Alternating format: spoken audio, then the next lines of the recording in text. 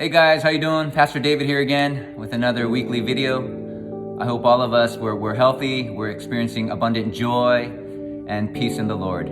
I wanted to bring you just the second part of our sermon series entitled God to the Rescue. And last week we talked about verses 1 through 9 where God's redemption is seen in the lives of the returning captives. We saw that God's mercy is forever, and in his goodness he remembered to redeem his people. And so we want to continue that study. We're going to read from verses 10 through the end of chapter 107. And so I hope we can be blessed together.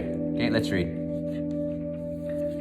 Some sat in darkness, in utter darkness, prisoners suffering in iron chains, because they rebelled against God's commands and despised the plans of the Most High. So he subjected them to bitter labor. They stumbled, and there was no one to help.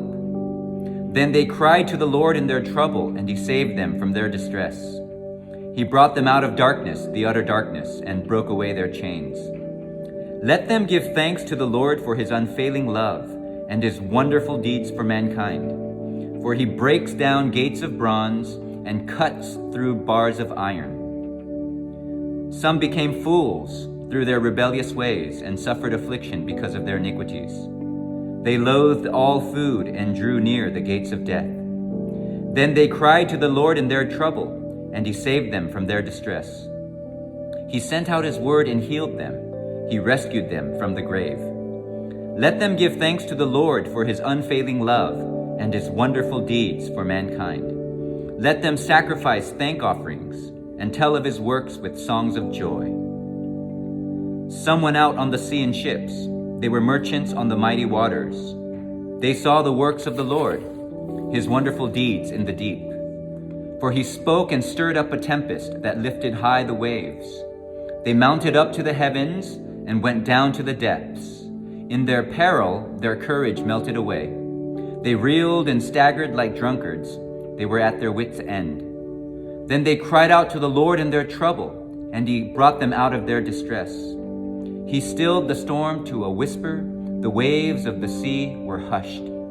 They were glad when it grew calm, and he guided them to their desired haven. Let them give thanks to the Lord for his unfailing love and his wonderful deeds for mankind. Let them exalt him in the assembly of the people and praise him in the council of the elders. He turned rivers into a desert, flowing springs into thirsty ground, and fruitful land into a salt waste, because of the wickedness of those who live there.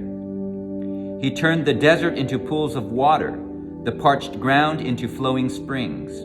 There he brought the hungry to live, and they founded a city where they could settle. They sowed fields and planted vineyards that yielded a fruitful harvest.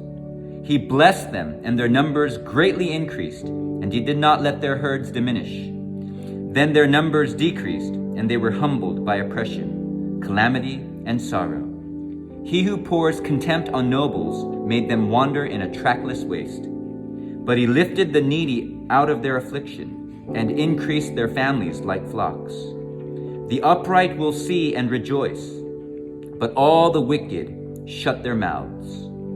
Let the one who is wise heed these things and ponder the loving deeds of the Lord. This is the word for this week. I hope that we can spend time meditating on these words, to really ponder, to consider. And the Hebrew word for that word, it means to discern, to be able to truly understand the love of the Lord as we see these different pictures of how he's redeemed people.